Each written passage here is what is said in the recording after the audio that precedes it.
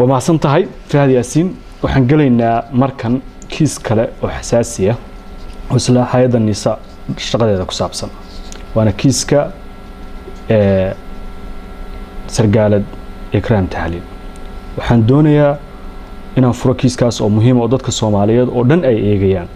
adiga fahadana aad u tahay buddiga hay'adda NISA maadaama soo xukuntay waa kiiska maqnaanshaha sargaaladda oo ah gabar ka tirsan hay'addan muddo ku siman sanad aan raq iyo ruux meel ay joogto ma nooshahay ma dhimatay aan cidna warahayn ehelkeedana kurba weyn ku haysa iyo dadka Soomaaliyeed siyaabo kala duwan saameyn ugu leh kiiskan ayaan rabaa inaan furo waxa la aaminsan yahay in xogtiisa oo dhan aad hayso ma iga aqbalaysaa inaan ku weydiiyo adna iga jawaabto sida saxda ah ee aad macluumaadkiisa uga haysid soo dhaw dhamaadkii bishii 6 2022 bishii June waxa soo shacbaxay kiiska maqan gabadha maqan ilaa maantadan aan wareysi ku jirno ee Ikraan Tahliil Faarax ma garanaysaa adiga fahad ahaan Ikraan waa aqaanaa ayadana aqaanaa qoyskeedana aqaanaa hooyada aqaanaa familkeedana aqaanaa mataqaanaa weydiisay waa aqaanaa adiga oo Fahad Yaasiin ah oo ahaa agaasimihii u sareeyay ee NISA bal Ikraan nooqix intaad ka taqaanid intii hay'adan aad timid wada shaqaynteeda dhex martay iyo waxa Ikraan la xiriira laba mowduuc waaye mid waxa waa iyada ma taqaanaa waa aqaanaa oo familkeedan aqaanaa dad waliba family ahanahay hay'adda intaan aniga ku soo biirin xilligii taliya muddo aniga taliya kala noo dhaxeeyay Cabdullaahi Sanbalooshe oo Soomaalidu wada taqaano oo laba jeer hay'adda agaasimo ka noqday markiisii labaad buu hay'adda ku soo daray wuxuu ka dhigay protocolkiisa mar labaadna waxa la ii sheegay inuu xafiis cusub sameeyay oo la xuquuqul insaanka uu dhiibay waliba cusbaa markaas hay'adda ku cusbaa laakiin aniga intaan hay'adda madax ka noqday oo agaasimaha ka noqday agaasimo ku xigeenkan ka bilaabay hadana agaasimaha noqday intaas Ikraan hay'addana kama shaqeynin oo may noqonin xubin ka shaqeysa xil umaana magacaabin wax wada shaqeynana nama dhaxmarin laakiin nature-ka hay'adda sirdoonka qofka mar hadduu ku soo biiro inta badan xubinimadiisa way noolaataa markii la rabaa dib loo activate gareeyaa oo la isticmaalaa laakiin oo hay'addii ay digoo faa'iideysataa oo isticmaashaa oo ku shaqeysaa laakiin aniga shakhsiyan intii aan hay'adda joogay wax xilana umay qabanin wada shaqeyn hay'adda ayadana ma dhaxmarin marna kuma noqon xog haye iyo kaaliye xafiiskaaga adiga fahadahan maya waxay u ahayd taliyihii iga horreeyay waliba taliye kale noo dhaxeeyay hadda aan kuu sheegayo protocolkiisa ka mid ahayd waliba saasaa la igu sheegay inay protocolkiisa ka mid ahayd asagaana hay'adda ku soo daray adigu intii aad hay'adda timid marna ma la kulantay waa la kulmay dhowr jeer waa aqaanaa hadda iyada aqaanaa familkeeda aqaanaa hooyada ba aqaanaa laakiin shaqo ahaan hay'adeed umaanan kulmin inay qaybta amniga ee hay'adda NISA ay haysatay qaybta internetka ee amniga cyber security ay haysatay oo xilliga hay'adda joogtay ay process ka shaqeynayso xafiiskaasi sax maaha waxaan ku iri intii aniga aan hay'adda labada xil ka hayay wax shaqo ah oo loo magacaabay iyo wax shaqo oo hay'adda u qabatay ma jirto intii aniga iga horeysayna waxa la ii sheegay labada shaqo inay haysay habeennimadii 26 June muuqaal la faafiyay wuxuu muujinayaa gaari cad oo la xaqiijinayo in ay NISA leedahay in gabadhaas lagu qaaday madaxdii ka sareysayna ay shaqo ugu yeereen hay'adda sida ehelka gabadhu ay sheegeen markaas ayaana rag iyo ruux ugu dambeysay fahad waxaan ka xumahay gabadhaas kiiskeeda yani meelo far badan baa la marsiiyay habeenkaas aad sheegayso horta waddankaani ma joogin dalka waa ka maqnaa anigoo maqan bayna waxaa dhaceen haddii si aad ogolaato inaan si tafsiira kugu sheego waana markii u horreysay oo aan kiiskaas ka hadlayo gabadhaas allah u naxariisto mu'aamarad ajnabi iyo Soomaali isla sameeyeen waliba ay Soomaali sameysay baa lagu shirqoolay waxaana looga dan lahaa in hay'adda Soomaaliyeed magaceedana lagu dilo ayadana lagu dhibaateeyo shirqoolkaas dadkii sameeyay dawladda ka tirsan bay ahaayeen hadda rabtida magacyadooda waa ku sheegi karaa waxaan rabaa si faahfaahsan fahad inaad iigu sharaxdid kiiska Ikraan من بلو من دماد أديكون حق قرنين magacyada dowladaha shakhsiyaadka ilaa suu ku bilowday ilaa suu ku dhamaaday waxaana ahaana dhageyste su'aalaha ka soo baxa aan wax ka weydiin waaye waa maasan tahay horta kiiskaas haddaad og tahay waxaa la diiday oo xataa nafteeda khatar loo geliyey riboodka hay-adda ay ka hayso inay golihii amniga qarankiisu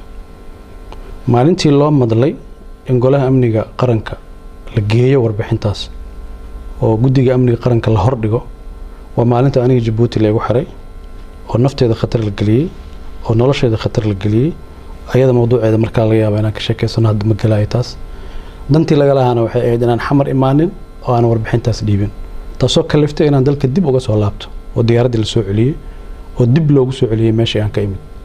horta waxay ku tusinaysaa dadka mu'aamarada gabadhaas sameeyey inaysan raalli ka ahayn xogtaas inay baxdo laakiin maanta xogtii baan adiga ku siinaya fadal soo dhawow gabadhaas mu'aamaradeeda siday u bilaabatay ilaa u dhammaatay waxay shaqo u doonatay xafiiska ra'iisul wasaare maxamed xuseen roble gabadha markay shaqo xafiiska u doonatay meeshii ay sugaysa in shaqo la siiyo baa dad mu'aamarad ajnabiyana ka shaqaynayay rabay dalka inay khalkhal geliyaan baa waxay u isticmaaleen gabadha nafteeda in khatar la geliyo nolosheeda khatar la geliyo mas-uuliyadda koowaadna qofka qaadaya ra'iisul wasaare maxamed xuseen roble waa gabadha maalinta gaariga lagu soo qaadayo waxaa loo ballamiyey wasiir ku-xigeenka warfaafinta alcadaala oo u kaxeeyo ku yiri ra'iisul wasaaraha shaqo ku siinayo maalmahaasi ku noqnoqota xafiiska ra'iisul wasaaraha shaqo lagu siinaa lagu yiri ayadana shaqo raadis ahayd mar waxay ka fikirtay guddiga doorashada inay oo Hirshabeelle inay gasho mar waxay ka fikirtay inay xildhibaan Hirshabeelle noqoto haddana way iska daysay markii dambe xafiiska ra'iisul wasaaraha tir shaqo u doono sidii wax u dhacaan tafaasiisheeda inteeda badan ma raba hadda inaan galo laakiin intaan kuu sheegi karo waxa waaye gabadhaas gaariga lagu qaaday nin la yiraahdo xildhibaan oo la yiraahdo Mahad Salaad oo hadda rabta feelkiisa mar kale aan furayno ama su'aalo kale ku furayno baa la kulan siiyey asaga gaari ku qaaday gaarigii baa laga qaaday waxaa la geeyey Daar es Salaam xaafad la yiraahdo xamar ku taala oo dadka magaalada ugu ladan ay degan yihiin gurigaas laga qaaday waxaa la marsiiyey Shabeellada hoose meel jilib u dhow baa la geeyey halkaasaana lagu dilay nin la yiraahdo Mahad Karatay oo madaxda shabaabka kamid ah operation ka fuliyay oo ay xiriir dhow leeyihiin Mahad Salaad ra'iisul wasaaruhuna aweer buu ahaa wuu ka warqabay dhibaatadaas in loo geysanayana wuu ka warqabay aakhiro ay adduun qofka gabadhaas la weydiinayo waa ra'iisul wasaare maxamed xuseen roble farsamada lagu fuliyayna alcadaala iska lahaa gacanta fulisayna Mahad Salaad waaye cidda dishayna waa al-shabaab sidaas aan kugu sheegay buu qorshaygu ahaa inaan guddiga amniga qaranka hortooda ka sheego laakiin si aysan xogtaas u bixin waxaa la qaaday 4 talaabo hay-adda in la dhoofaada shaqada laga joojiyey taliye cusub in loo magacaabo waad ogtahay in taliye cusub loo magacaabay aniga eelaboorka lagu celiyay Jabuuti anoo taransida oo dawladda Jabuuti la isticmaalay oo la dhaxgalay markii aan xamar imaadayna waxaa la diiday shirka in la qabto waraysaaro wuxuu diiday inuu shirka soo qayb galo marka haddii kiiska inta talaabo oo la qaado waxaad ka garan kartaa cidda qaadaysa maxay kiiskan u qaadaysaa taliyaha nabad sugidda haddii la rabo in la baaro shaqada laga joojiyey taliye kale la magacaabay safarkii baa loo diiday shirki baa la diiday waxay ku tusinaysaa waxaasoo dhan waxa loo sameynayo lixaajatin fi nafsi Yacquub wax uu og yahay baa jira waa wax asaga uu og yahay inuu sameeyay maadaama uu sameeyay cid allaale iyo ciddii warbixintaas sheegi kartaan inuu la dagaalamo dagaalku ra'iisul wasaaraha uu waday oo hay-adda ku qaadaan laba hadaf oo kala ahaa sumcadda hay-adda in la dilo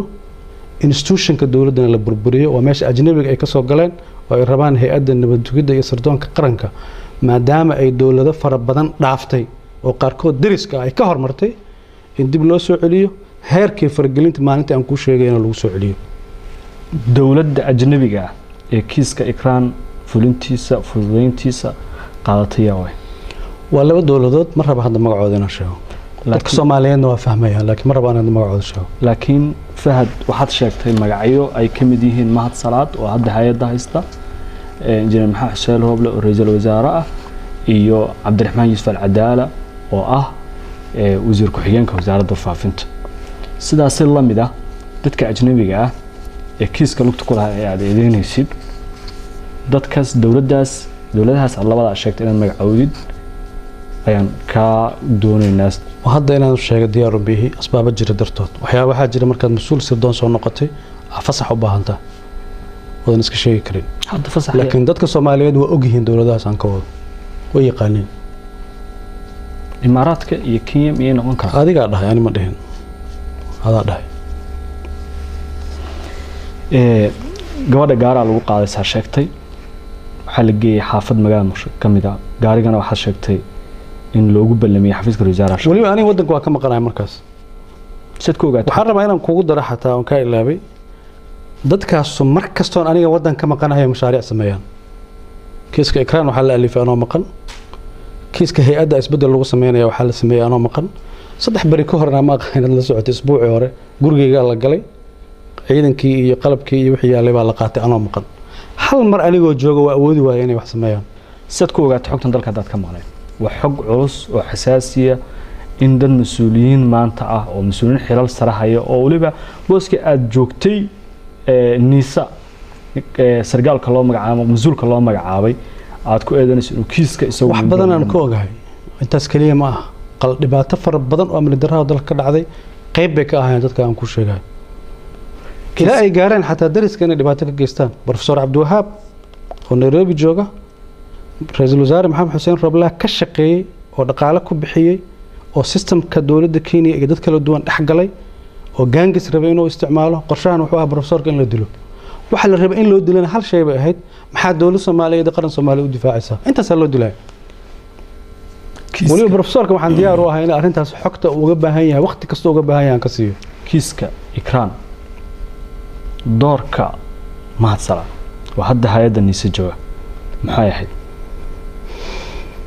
intaan ku sheegay bay ahayd haddaad rabtid kiiska gabadha intuu ku lahaa waxyaabo kala jira laakiin kiis gabadha haddaad dubtoontid intaas buu ku lahaa mu'aamarada ayaga wada sameeyay gacantii fulisana maadsalaad buu ahaa yoolka laga lahaa maxay tahay laba arrimood laga lahaa in hay'adda sumcadeeda lagu dilo amniga dalkana lagu khalkhalgeliyo maadsalaadna amni darrada dalka waxyaabo badan oo khalkhal ku sameeyay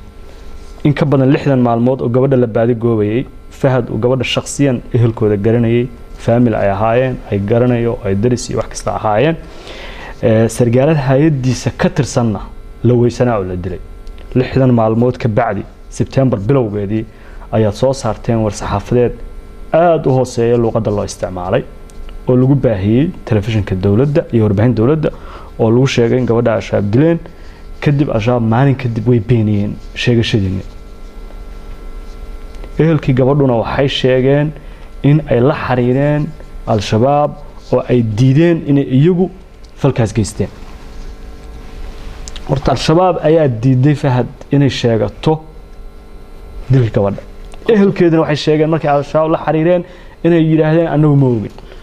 horta waxyaabaha aan aad uga calool xumaado waxa kamid ah ra'iisul wasaaraha qaranka intuu maalmaha kamid soo istaagay in asagii al-shabaab isku luqad noqdeen hadda xusato wuxuu yiri hay'adda warbixinteeda ma aaminin kuma qancin taasoo macnaheedu tahay mid shabaabkan rumaystay taa laftigeeda waxay ku tusinaysaa shaki abuuraysa qofka oo wax fahmi kara ra'iisul wasaaraha dal hay'adiisa amniga warkeeda intuu u beyniyo mid al-shabaabka uu rumaysan kara familka gabadha hooyadeedani waa la fariistay markaan la fariisanayna marqaati bay lahayd waxaan u sheegay laba kalmadood waxaan ku yiri hooyo kiiskan aniga gacanta ku haya baaritaan baan wadaa khayd baan ay baxay yani xarig baa ay baxay xarigaas inta uu iga dhamaanay iga warsu laakiin hooyadii hooyay noqotay way jilacday dad siyaasiyiinna waxay damceen inay kiiska isticmaalaan sida la socotana kiis gabadha waa la istiyaasaday gacantuna ka baxay annaguna marka mar hadii wixii gacanta ka baxeen annaguna fawdadii meesha jirtay inaan qayb ka noqono diyaar uma ahayn meeshii ay ku habboonayd in lagu sheegana guddiga amniga qaranka ahayd guddiga amniga qaranka inaan Soomaaliya galaabal ay diidayba ra'iisul wasaaraha Soomaaliya wuxuu sheegay inuu og yahay dadkii dilka dambe ashaygu aruntiisa aan maleena uu og yahay aruntiis laakiin aad lagu weedaynaya ra'iisul wasaaruhu wuxuu sheegay in uu markuu wasaaruhu ma oranin Fahad baa ka dambeeyay horta waxa uu sheegay hal mar ma dhihin waxa uu sheegay maalintii ugu dambeysay ee Muqdisho uu ka hadlayay ee 30 Maarch ahaa in 14 xildhibaanada baarlamaanka Abriil la dhaarin doono kuwii ikraan iyo aamina dilayna halka lagu cadaalad marin doono oo laga hor istaagi doono inay cadaalad ka dhuntaan cidda kaliya ee 328 mudane baarlamaan ee gobolada laga soo doortay shahaadada loo diidayna waa Fahad Yaasiin soo kama dhigna cadaaladda ra'iisul wasaaruhu raadinay ama uu sheegay inay adiga ahayd in baarlamaanka laga reebo si labada kiis aan cadaaladda uga dhumo fiiri meel fiican baa dad ka soo galisay anuu ma rabin inaan personal ka dhigo in aniga xildhibaannimada laga xanibo waxay ku tusinaysaa ra'iisul wasaaruhu xogta aan ogahay buu wuxuu aaminay haddaan xildhibaan golaha shacabka dhex fariisto inaan wax oo dhan ka shifi doono laakiin shakhsiyadeeda ma yaqaano shakhsiyadeedu xildhibaannimada golaha shacabka dhex fadhiyo kuma jirto shakhsiyadeedaan leeyahay waa aniga maanta kuu caddaynaya oo kuu sheegaya ra'iisul wasaaraha xaaladda xasaasiga dalka jirtay baa laga yaabaa in looga aamusay laakiin dadka Soomaaliyeed oo adigu kamid tahay inta dib u dhageysato wuxuu afkiisa ka sheegay ciddii samaysay baan aqaanaa muxuu sheegay waa ciddii samaysay soo mas'uul kama saarna muxuu ugu sheegi waayay hay'adaha garsoorka muxuu ugu sheegi waayay hay'adaha amniga wuxuu yiri u fiirso hadalkiisa al-shabaab baa lacag la soo siiyay jidkay soo martay oo waday soo martay oo qofkii soo qaadaan aqaanaa waa ra'iisul wasaarihii dalka mutalaabo ka qaado muu sheego sidaan hadda anigu u sheegayo muu u sheego muu ficil sameeyo maxaa u diiday laakiin ana hadda kuu sheegayo waa runtiisu wuu ogyahay cidda samaysay waana asaga iyo inta ku xeeran anaga taa dambe ma dhihi karno adiga eedayntaada waa waxaan rabaa inaan ku weydiiyo Fahad Yaasiin maalin ka mid ah markii Djibouti lagu xiray maraan ismaqalnay markii lagu soo celiyay kadib waxaad ii sheegtay in shirka amniga qaranka aad tagi doontid warbixin halka ku dhiibi doontid maanta waqti badan ka soo wareegay maxaa dhacay oo inta dhan kiiskan heerka gaaray ee xogtiisa ee sargaalad aad garanaysid faamilhaan u garanaysid aad dadkooda dhan baan garanay qaraabada dhan baan garanay hay'adda aad madaxda u ahayd kamid ah askartaadii ama dadkii ugu dhawaa inaad tiraahdid intaas ka aamusnaatid maxaa ku kalifay mid waxa wahayd meesha institutionska dawladda aniga taliyaha nabadgelyada Soomaaliya soo noqday ka bacdan la taliyaha amniga qaranka noqday meesha ay tahay horta warbixinteeda inaan geeyo waa guddiga amniga qaranka meeshiina shirki inuu qabsoomaa laga hor istaagay wasiirka cadaaladda loo diiday inuu ka soo qayb galo wasiirka amniga loo diiday inuu ka soo qayb galo ra'iisul wasaarihi baa diiday inuu ka soo qayb galo haddii ra'iisul wasaarihi uu ka soo qayb gali waayay waxay noqonaysaa garab ka soo horjeeday oo sheekaystay buu u fasiranaya anuna meeshaan rabay warbixinta inaan ka jeedo waxay asagoo fadhiyo inaan sheego haddii taa ay hirgeli weysay laba sababood baa jirtay mid dalka xaalad doorasho ku jiray maan rabin fulkaano kale inay qarxdo buu qarxo lambar 2 madaxda la socota madaxweyne Maxamed Abdullaahi Farmaajo wuxuu xakameeyay hay'adaha amniga ah inaysan gacan aan aamin ahayn aysan galin gacan aan aamin ahayn markaan ka wadana ra'iisul wasaare Maxamed Xuseen Roble oo rabay hay'adaha amniga inuu dhex galo taliyaasha bedelo wadanka oo dhan uu qalalaasa galiyo waxyaabihii loolanka ahaa ra'iisul wasaaruhu wuxuu ka dhigay siyaasad laakiin annaga waxay noo ahayd dalkan bal inuu taagnaado inta doorashada laga gaarayo haddii Maxamed Abdullaahi Farmaajo madaxweynaha uu soo laabtana khayr haddii kalena qofkii kale loo dhiibay uu go'aan gaaro marka haynta in la haayay baa keentay bal horta meel in lagu simo Fahad gabar dhinac gabarka ah Soomaaliyeed dhinac sargaaladka ah hay'ad ka tirsan nisa dhinac muwaadin Soomaaliyeed oo la weysan yahay xogteeda maxaa ka muhiimsan oo la sheegi lahaa bishaaro waxaan kuugu bishaaraynayaa application-ka Baysi waxa uu ka caawinayaa inaad ehelkaaga lacag u dirto adigoo jooga gurigaaga iyo goobtaada shaqada loo diraha lacagtu waxay ugu dhacaysaa telefoonkiisa gacanta Baysi waxaad ka heli kartaa App Store-ka iyo Play Store-ka hadda xogtu waa laba dhinac yaa gabadha dhibaatada dilka u geystay waa sheegnay yaa ka dambeeyana sababtan u sheegi weynaa waa ku sheegay waxaan ku yiri goliyaan ka sheegi la waa la diiday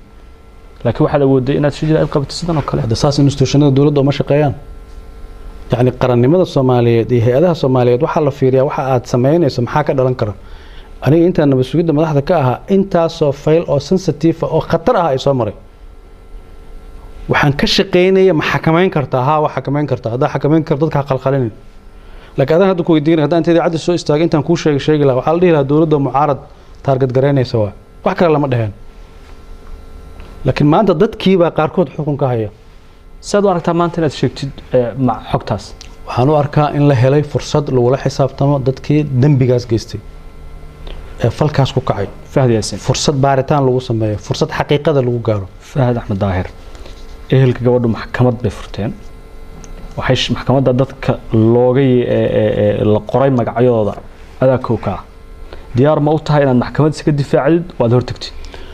waxaan rabaa inaan kuu sheego su-aashaada anoo kaaga jawaabayo kiiska maxkamadda ayaa furay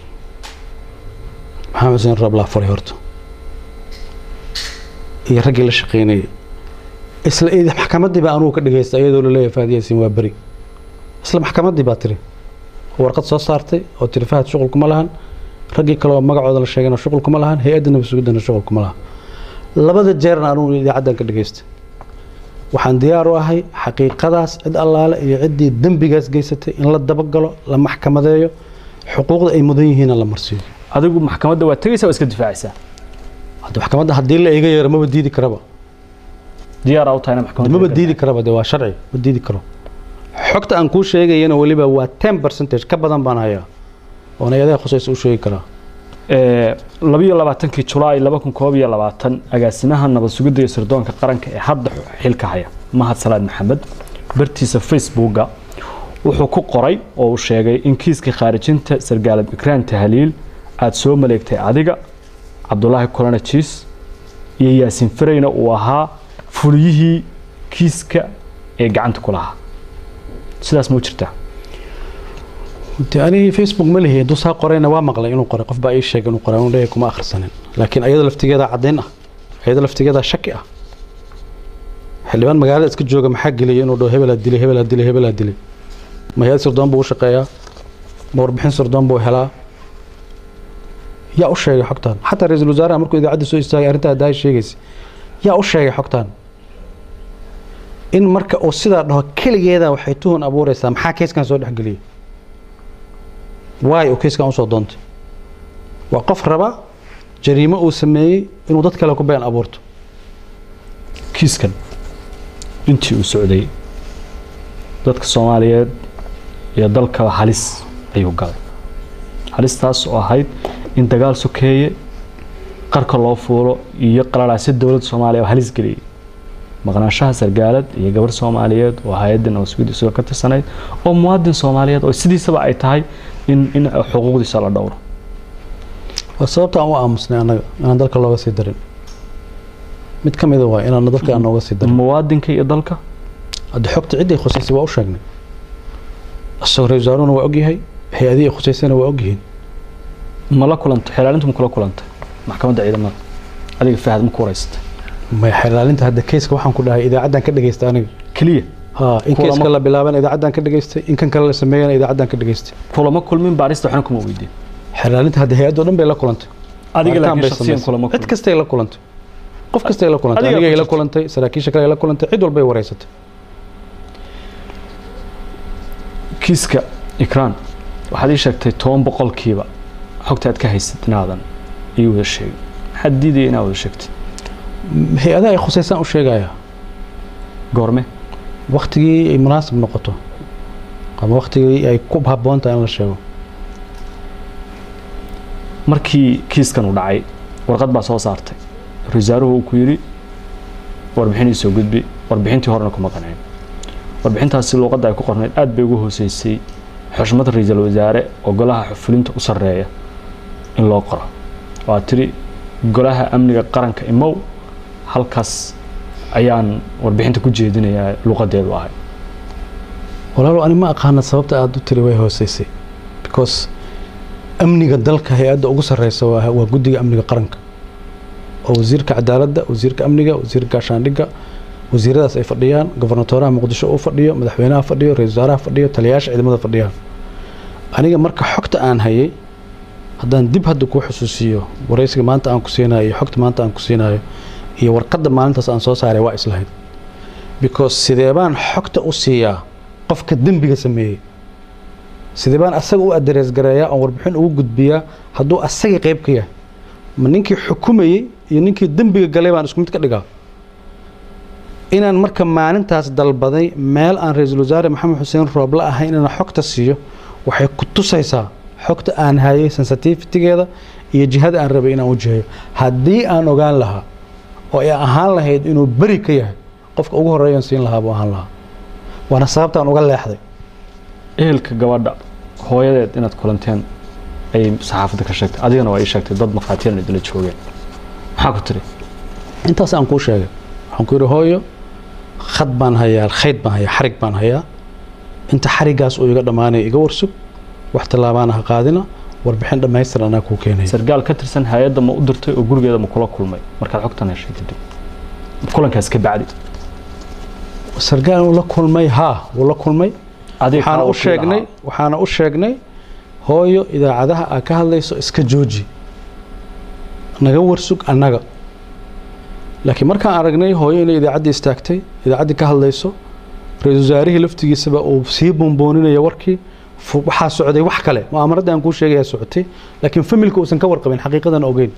maxaad qoyska ula wadaagi weyda maadaama aad si shakhsi xataa qoyskaada u garanaysay haddee wixii duruufihii jiray oo siyaasiga ahayd oo markaas jiray waa aniga kuu sheegay inta shay oon ilaalinaynay intaas shay oon ilaalinaynay bay qayb ka mid ahayd markii aad ka laabatay halkii aad joogtay markii falkan u dhacayay Djibouti baa tagtay intaanan kiiskaas u gudbin alcadaala iyo mahad salaad iyo rooble waxaad noo sheegtay inay yihiin cidda soomaalida ah ee kiiskaas abaabushay maxay ahayd annaga ma hayno mana xaqiijin karna eedayntaada laakiin maxay ahayd ujeedadii ka lahaan kareen adigu xogtaada ogaatay aad hesheen cidda ajnabiga ma ka wadaa mise waxa ka wadaa soomaalida hadda waxaan ku dhahay waxaa la rabay in hay-adaha amniga la burburiyo dalkana qalalaasa la geliyo haddayse intaas ahayn waay aniga Djibouti la igu xanibay haddii dembi la igu hayay maxaa xamar inaa imaado la igu ogolaan waayo xataa diyaarad khaasaan ku tegay markaan tegayo ku laabanaya Djibouti markii la iga celiyay kabacdi diyaarad khaasaan qaatay diyaaraddii khaaskayd waxaa la isku dayay elaboorka inta la soo galo in baabuur cabdibilaa waddada lagu xiro Djibouti qisadeeda iga war walaalow Djibouti waxaa dhacay ilaa hadda waa fahmi la ah dal Soomaali ah Soomaali ku hadla isku dhaqannahay isku diinnahay sababta beegsiga intaas la eg ay aniga igu sameeyeen waxaan garan waayo waxaan rabaa markii u horreysay inaan kuu sheego qorshaha in la xiro ma ahayn in la xanimo ma ahayn shirqool nafteeda lagu khatar gelinayo oo ku dhammaanaya Fahad Yaasiin waa la waayay in la sameeyo ahayd laakiin asbaabo dhacay waan hadda ka sheegi karaa mid ka mid ah statementigii madaxtooyada ka soo baxay ee madaxweynaha jamhuuriyadda xafiiskiisa laga soo saaray ee dowladda Djibouti loogu sheegay haddii Fahad Yaasiin amnigiisa uu waxgaaro inay dowladda Djibouti mas'uul ka noqonayso inaan maanta nool hoon ka hor fadhiyo ayadaa sabab u ah hadduusan statementigaa soo bixi lahayn waxaa laga yaabaa wax kale inay dhici lahaayeen waxa dhacayna waxay ahayd militariga Djibouti waa ogaaday hay-adihii dowladda Djibouti waa ogaatay shirqoolkii wuu fashilmay taasaa keentay in diyaaraddii lagu soo celiyo iyo diyaaraddii Turkish Airlines oo aan saarnaa oo iyada laftigeeda tiri kama tegayno rakaabka naga qof saarnaa waana waxay ka mid tahay xeerarka caalamiga ee adduunyada ay ka jiro marka runtii waxyaabaha yaabka leh ay ka mid tahay qof la leeyahay gabar baa loo haystaa lagu celcelinayo haddana asagii la shirqoolayo mu'aamarada xajmiga ay la egtahay ku tusinaysaa laakiin shayga aniga aan la yaabanahay waxaa waa ilaa hadda aanan fahmin dowladda Djibouti shacabkeedana ixtiraam iyo walaalnimo iyo qadarin baan u hayaa shaki bay mararka qaar gelinaysaa maxaa geliyay mu'aamarada intaan la ganay soo dhaxgasho askarta ila hadlaysay hal su'aal baan weydiinay wadankiina Djibouti wax dhibaaya miyaa idinku sameeyay waxay ugu jawaabeen maya wax Soomaali ka dhaxay maxaa idinku soo dhaxgalaysaan baan ku yiri waay maxay ku sheegeen in sababtu maxay tahay lagu hakanay UK amarka waxaa la isku dayay shirqoolka asalkiisu ma ahaynba in aniga Djibouti lagu xanibay waxay in la iwaayo xawla jeeda wax kale oo fara badan aan qorshaysnaa xarga fara badan oo ajnabi ah isku xirnaa oo dawladda leh oo Djibouti kaliya ku ekayn oo xukuumaddii ra'iisul wasaare Maxamed Xuseen Rooblana uu qayb ka ahaa asaga safaaradda Djibouti wacay asaga dawladda Djibouti wacay asaga taliyaha booliska Djibouti wacay caddayn ma haysaa caddayn fara badan baan u hayaa qofka aniga Djibouti ugu xanibay waa taliyaha booliska Djibouti oo hadda xilka laga qaaday asaga waa qofka xanibay madaxweyne Ismaaciil Umar Geele markaa dalka uu ka maqnaa ma huwa aniga laakiin waxa la sheegay sabab caafimaad u maqnaa laakiin madaxda Djibouti qayb ka mid ah markaan si cadaalad u dhaho markay warbaahinta ku arkeen mas'uul Soomaaliyeed oo wadanka Djibouti lagu haysto way ka xumaadeen talaabayna ka qaadeen talaabadaasana keentay inaan ka soo baxo laakiin taliyaha booliska Djibouti Cabdullaahi baa mas'uulka ah wixii meesha ka dhacay caqligaygu ilaa hadda wuxuu diidayaa sidee dowlad Soomaaliyeed qof Jabuutiyaan u dhibaateyn kartaa sidee bay dowladda Jabuuti ugu dhiiran kartaa inay qof Soomaaliya dhibaateyso laakiin maanta markaan leeyahay walaalnimada soo jireenka dhaqanka taariikhda naga dhaxeeya ilaa haddana waxay ka faa'iideen baan garan lahaa Jabuuti waxaa sheegtay dowladaha ajnabiga inay ka shaqeeyaan kiiska meesha ka dhacayna waa Jabuuti jamhuuriyadda Jabuuti dowladaha ajnabiga ayaa waa ee Jabuuti ka baxsan waa shabakad isku wada xirnayd oo kiiska dhan isla waday waxa marka bilaabanaysay dowlado kale soo mareysay Jabuutina shirqoolka lagu riday dowladaha kale ma raba haddaynan galo Jabuuti magaceeda xataa ma sheegeen laakiin waxaan u sheegay waa meesha ficil ka dhacay hadduusan ficil ka dhici lahayn ma sheegin maxaa dareentay markii lagu yiri diyaaradaadu ma kacayso xamar ma aadayso والله فيلم واي igu ahayd ilaa hadda filim waa bay igu tahay ilaa maanta aan kula hadlayo waay dawladda Djibouti shacabka Djibouti ay mas'uul Soomaaliyeed saan ugu sameeyeen waay abtunaaga ma fahamsani sababtoo haddaan ogaan lahaa waana u sheegay haddaan ogaan lahaa qof Soomaali ah oo muwaadin ah oo mas'uul ah in lagu dhibaateyn doono Djibouti waxaan ku yiri transit ma idin ku soo mari lahaa waxay yiraahdeen maya marka su'aashaas aniga dawladda Djibouti hadda ma rabo inaan weydiiyo laakiin waxaan rabaa inay shacabka Djibouti u hortaalo oo shacabka Djibouti iga jawaabaan waay dawladoodu ay dhibaatada intaas la eg mas'uul Soomaaliyeed ugu geystay fahad waxa aaminsan tahay Djibouti inaad ka badbaadid sida aad carabku dhufanayso qorshayaal saxiixay markaa ula jeedin shirqool dil baa ula jeedaa shirqool wuxuu ahaa aniga dhan in la waayo ma garan karo ma in la dilay ku dhamaanayay ma in wadan kale la ii dhiibo ku dhamaanayay ma in dhibaato kale ugu dhacdo ku dhamaanayay leena ficilaa dhacay hadda aan rabin inaan ka sheekeeyo meesha dhexdeeda ka dhacay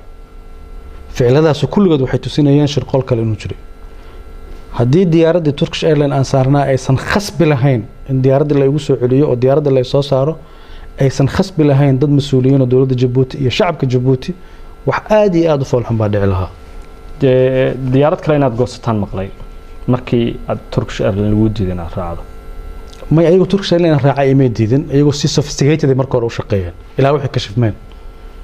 ما هو اللي هو قراية سحر فضله مركور وشقيان ديار ده هالليسن هو ده نجاه هالليسن لبارك تيجت كجوان حفيز كمجريش كان شقيانين وحيسكت ضيان أنت الله علي أنت أي sophisticated إسكت لي كران وإسكت لي بالمناسبة أنا وارهم ما يستعنيه ضدك أوري يسوي عي وحنقول هاي واحدة باتها مجران وحباها هالليسن وحها هالليسن ولا صحايا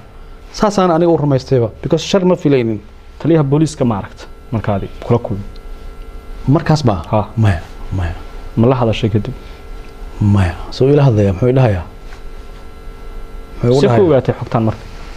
حكت حوجات بانوها مؤامرات دول بانها ها سفارة دي الصومالية جيبوتي كلها يبقى يريد تميدوا لود دي دينا يتمادوا صورها لقى قاضي صورها الصفالي وكاهي صورها أنا أقيم بالله قاضي دول جيبوتي أنا قاضي أيق أنا فافيه كل ما أقيم قارو حي أهايان صور هذا قل كل رجل قارنا وحن دريمي بوليس كي يمد بقى قاضي لكن صور حتى اللي يقف سحقاتنا ما هين صور اللي يقو قاعدين ما أنا أقامك اللي قاضي أنا ما هين تصور سنة زين يكون فهنا ينبع واحد حي ويسنقر سنين كيسكي إكرام مركلة واحد شاكتي إن حكتي توان بقول كيبا كلي عاد بعيسي عادية وقالتنا هذه شاكتو أنت كلا سجاشن بقول كيبا وحكتي وقبض نيدوا قرما شيسة وقت يكون هبون طه يعد كون هبون بدريميسا ولا عنا مكوها هيسا إن مقناشها قبضاس أي قيس كذي وعن أوين رقي الروح دولته أي شاكتي ولي هايد النساء اللي جوكتها أي شاكتين على شاب دلين شاب ديدان وإنكران ودهن أنه ما ندل رجل وزاره قرن كويري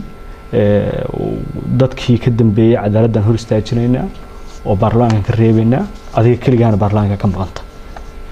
maxaad dareemaysaa ma jeceshahay inaad barato qur-aanka kariimka ah iyo culumta shareecada ugu kaalay markaska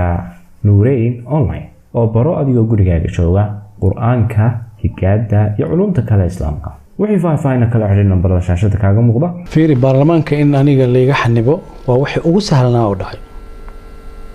هذه عقلك استعمال ضد كانوا اللي جالسين عقل جود استعماليان كيس بقف كان لوها يا wadankaa loo diidan yahay xildhibaannimada loo diidayaa xilkaa lagu haystaa hay-addi baa la qalalaaseynayaa ku-xigay qof baa bannaanka laga keenayaa amniga oo dhan baa la burburinayaa oo si kasta loo burburinayaa waayo hal case haddii la rabo in la xaliyo qofkii khusayso inuu wadanka soo galo oo la weydiiyaaba sahlane waayo in la ogolaado guddiga amniga warbixinta in la siiyaaba sahlane oo ra-iisul wasaaruhu meesha isku difaaco oo ciddii khusaysa meesha isku difaacaan maxaa loo diidaa aniga way dhibaysaa waana sababta hadda warbixinta u dhiibayo waxaa dhibaya in qof dalka 3 qof ugu sareysa ama 4 qof ugu sareysa kamida intuu dambi galay oo dambigiisa ku qaranaya inuu hay'adda nabad sugidda iyo sirdoonka qaranka uu dambiilo ka dhigo haddana hay'adda inay hadasho loo diidayo haddana qofkii ugu sareeyay loo diidayo inuu warbixin dhiibo ra'iisul wasaaruhu isla habeenkaas uu kiiska ka hadlay cadaaladda xildhibaanada lagu reebay xildhibaan Aamina ayaa lagu dilay qarax ka dhacay magaalada Beledweyne Allah u naxariistay xildhibaan Aamina aad ma garan Aamina qof wanaagsan oo qiimo badan oo wadanka u shaqeynaysa bay ahayd بالمناسبة الله نحرسته وحي أهيد دتكي مدحوين حسن الشيخ مركي أن كان بينكي كمد أها لبكون لبيتون أيضا كمد أهيد حزب يو بي دي أساسياشي سي كمد أهيد أقوان شخصية احترام يقدرين فرب بدن بانا قد حيس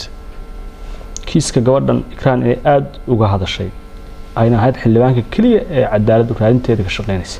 أنتي أي سعوت مرة ما يسألكتين كيس ما أنا لما يسوي حريرا أنا لما حريرا لكن الله نحرسته dambigeeda Allah dhaafo waxaan qiyaasayaa in rumaysatay warbixintii xafiiska ra'iisul wasaaraha laga dhiibay taasoo rumaysatay runtiina marka ay dhimatay xataa kaliya uma dhahayo qof aan ku aqaanay waaye qof wanaagsan inay tahay haddii xogta saxda ah ay heli lahayd waxa laga yaabaa inay si kale u fikri lahayd laakiin xogtii markaas haysatay ma ima soo raadinin ayadoo idaacadaha ka hadlaysana waa arka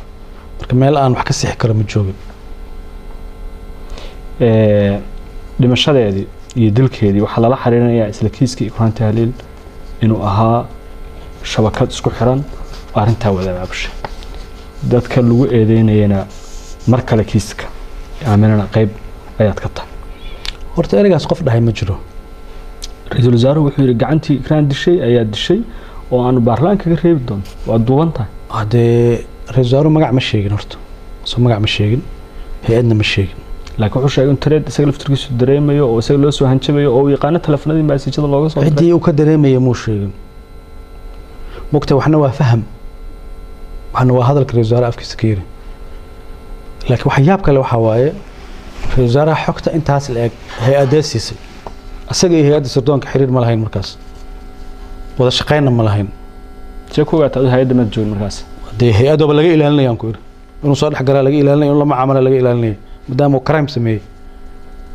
مدك إلى مركز هذه هيئة سردونك وسن حكه هلين لمبر 2 حكتان أو هايستو محط لعبة وقاعدة ورئيس الوزراء ذلك حو فعلوا سميه واي هدو أجي هاي عندي وحوي يري ونوجه ومضى سماد لمو ذاكن تلاعب ما قاعدين وحما سمينين محي كنت سنيسا يعني in ra'iisul wasaarihii qaranku uu eedaa jeediyay adnaanta eedaa u jeedisid waa wax weyn marka laga hadlayo nidaamka dawladnimada maanta oo la joogo labadiina wax xilmahaysan ra'iisul wasaaruhuna waa wali waa ra'iisul wasaare xil gaarsiina wali ra'iisul wasaare waa xilka u hayaa ra'iisul wasaare xilka si degaya waayo adigana taliyihii hore ee madaxweynaha iyo agaasimihii hore ee niisaad qof shacab oo waxa tahay Soomaaliyeed xogtaad bixinaysidna waa xog weyn ra'iisul wasaaraha marna masku dayda inaad kala hadashid intii khilaafkeenu u bilowday kiiska ku saabsan gabadha inaad si toos ugu sheegto ra'iisul wasaare sidaas ka dhacay mar waxaa jirtay su'aasha hadal aad iyo aad muhiim u soo xusuusiyay waan hadal marqaati leh mar waxaa jirtay madaxda qaranka ay fadhiyeen mar raba magacyada aan sheego laakiin dadkii ogaa oo dhan way joogaan ilaa 9 qof oo madaxda qaranka ah fadhiday hortooda ayuu ra'iisul wasaaruhu kitaab ku maray oo yiri magaca Ilaahay waxaan ku dhaaranayaa Ikraan inuusan faahna shuqul ku lahayn niisana shuqul ku lahayn laakiin wuxuu yiri siyaasadda ay la gashay hadalka dadkii hortooda ka yiri waa nool yihiin marqaati noolna waa intii uu ka soo laabtay safarkii qadar ra'iisul wasaaruhu miya ma xusuusto safarka horeeyay mis hadalka horeeyay taa ma xusuusto وما سنتهاي فهد ياسين كيسكا سرقالة إكرام تهليل intaas hadaad ii ogolaatid inaan uga gudbo ayaan jeclaan lahaa waa kiis weyn 90% xogtiisii aad wali qarinaysid sida aad sheegtayna aad la sugaysid meel ku munaasaba ma garanayo meel kale oo aad geyn doontid ama aad kala hadli doontid iyo cid kale waxaan u gudbayaa nisa maanta waxaa xukuma Mahad Salaad waa maxay aragtida magacaabidiisa maxaad ka aaminsantahay